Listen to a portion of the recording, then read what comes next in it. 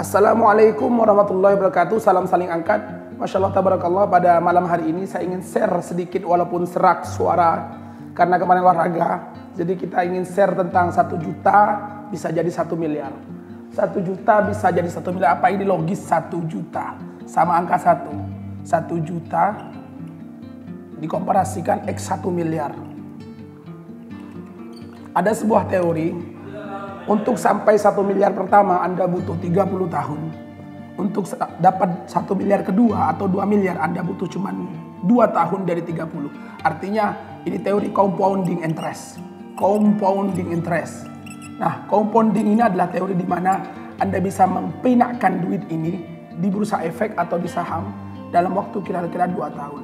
1 juta bisa jadi kurang lebih sekitar 1 miliar. Ini gimana logikanya? Artinya, saya sedikit kasih gambaran saja. Ketika Anda punya duit 1 juta, kurang lebih sekitar 1 juta per bulan, maka otomatis dalam waktu kira-kira kurang lebih sekitar 100 bulan atau kurang lebih 120 bulan, otomatis duit Anda 120 juta. 120 juta jika ini ditabung. Maka duit Anda dalam waktu 120 bulan, ketika Anda punya gaji 4 juta misalkan, Anda menyisihkan 1 juta per bulan selama 10 tahun, maka Anda akan menghasilkan 120 juta jika uang itu di-save, ditabung, dikurangi oleh inflasi misalkan 7% per tahunnya. Bayangkan, ini sudah turun berapa. Kemudian ketika ini dimasukkan atau kita investasikan di bursa efek atau di saham, ini berbeda lagi. Maka duit yang 120 juta, yang setiap bulan Anda tabung 1 juta, 1 juta, 1 juta, 1 juta, 1 juta.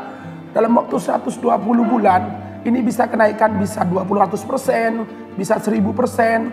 Karena kalau kita tahu bahwa tahun 2018, sahamnya BRIS itu kurang lebih sekitar harganya Rp260. Tapi setelah merger dengan perusahaan-perusahaan lain, setelah merger dengan BRI, kemudian Mandiri dan lain-lain, sahamnya bisa naik ke 3.000. Artinya kurang lebih naik 10 kali lipat. Jika duit Anda 120 juta, Anda tabung setiap bulan, kemudian ketika itu sahamnya benar-benar naik karena faktor X, faktor merger, faktor pendapatannya besar, kemudian hutangnya sudah lunas, perusahaan itu sehat, maka otomatis Anda akan mendapatkan kurang lebih sekitar 1,2 dari 10 ini. Artinya ini sangat logis. Kita bicara tentang logika di mana compounding interest ini penting. Ketika Anda punya pendapatan, jangan bilang bahwa dimulai saya punya pendapatan 4 juta, saya akan sisihkan 1 juta. Salah itu. Anda sisihkan terlebih dahulu, kemudian Anda habisi untuk atau Anda sisihkan untuk pengeluaran Anda, spendingnya. Jadi yang terpenting adalah bagaimana Anda bisa mengcompounding uang Anda. Ini adalah keajaiban dunia ke-8. Artinya compounding interest ini katanya Einstein keajaiban dunia ke-8. Orang-orang yang biasanya bisa mengcompounding duitnya di saham.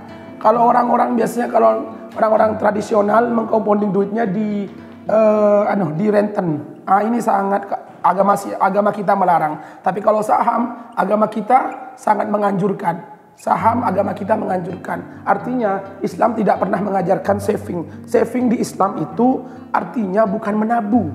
Bukan menabung. Ini tabung tadi salah. Saving di Islam itu artinya ketika duit Anda 200 juta, Anda tabung, maka kemudian Anda kena zakat kurang lebih sekitar 5 juta per tahunnya. 5 juta per tahunnya, maka otomatis sudah sisa 195 juta. 195 juta ini kemudian nanti kena zakat lagi per tahun, kena pajak dan lain-lain, maka kena inflasi dan lain-lain. Otomatis di Islam tidak mengajarkan gimana kita menabung, tapi di Islam mengajarkan kita untuk memutar uang ini, mensirkulasikan duit ini di bidang usaha misalkan. Maka ketika usaha 200 juta, misalkan usaha 200 juta jadi modal, maka hasilnya 20 juta ini, 20 juta hasilnya per bulan, maka ini yang disakati nantinya. Itu, di Islam itu diajarkan seperti itu. Tidak ajarkan saving. Saving ini salah. Saving ini salah, jelas salah. Kalau dulu guru-guru kita bilang menabung pangkal kaya itu bodoh, itu bohong, itu bohong. Guru-guru kita bohong bahwa menabung pangkal kaya, menabung itu kena inflasi, menabung itu kena yang namanya zakat, menabung itu maka nanti kamu, makanya di Islam itu dilarang ada yang namanya hak-hak, yaitu hak-hak yang tidak terpakai, duit yang tidak terpakai itu dilarang, makanya nanti kena zakat. Makanya ketika Anda punya emas berapa itu memang tabungan itu, kenapa Anda tidak tabung di saham yang sangat liquid? Misalkan di BBCA atau BRIS yang syariah, BRIS atau BCA. Sekarang kita tahu, siapa yang bisa tahu bahwa 15, 10, 20 tahun lagi BCA akan bangkrut? Gak ada. Karena sekarang valuasi perusahaannya 1000 triliun. Bayangkan 1000 triliun BBCA ini. Wah, siapa yang bisa kira dia bangkrut? BCA punya yang namanya BCA Syariah. Ini bisa yang syariah. Artinya kita punya platform atau emiten yang kuat. Ada yang BRIS, ada yang BRI, ada yang juga yang batubara. Kalau batubara kalau komoditi agak naik turun ya. Jadi yang terpenting teman-teman, duit 1 juta ini sebenarnya sangat logis ketika kita jadikan dalam waktu kurang lebih sekitar 10 sampai 20 tahun bisa jadi 1 M. Ketika kita saving cuman dapatnya 240 juta. Kalau 20 tahun. Tapi ketika kita taruh di saham dengan kenaikan dan dividen, di saham itu ada 2 ya. Dividen dan return. Return atau kita kenaikan saham. Kenaikan dari saham itu. Dividen ini adalah dibagikan, ada yang 1 kali 1 tahun, ada yang satu tahun 2 kali, seperti itu.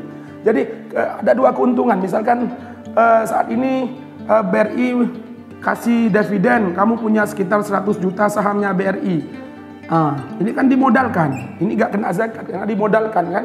Saham yang ada, yang ditaruh di perusahaan itu tidak kena zakat karena dimodalkan dalam satu perusahaan. Dan hasil dari permodalan ini, misalkan dividennya dari 100 juta kurang lebih 20%, maka 20 juta per tahun ini nanti bisa diinvestasikan lagi, ke compounding interest atau ditaruh di sahamnya lagi. Maka ini akan lebih maju lagi, lebih sustainable, dan insya Allah bisa sampai 1 M pertama Anda. 1 M pertama Anda, kalau katanya teori butuh 32 tahun, tapi untuk 2 M pertama Anda itu butuh cuma tambahan 2 tahun. Artinya ini teori compounding interest. Masya Allah, tabarakallah. Saling angkat terus akan berbagi teman-teman terkait tentang kecerdasan finansial dan juga tentang IMKM yang ada di Bangkalan atau ada di Indonesia. Terima kasih. Salam saling angkat. Wassalamualaikum warahmatullahi wabarakatuh.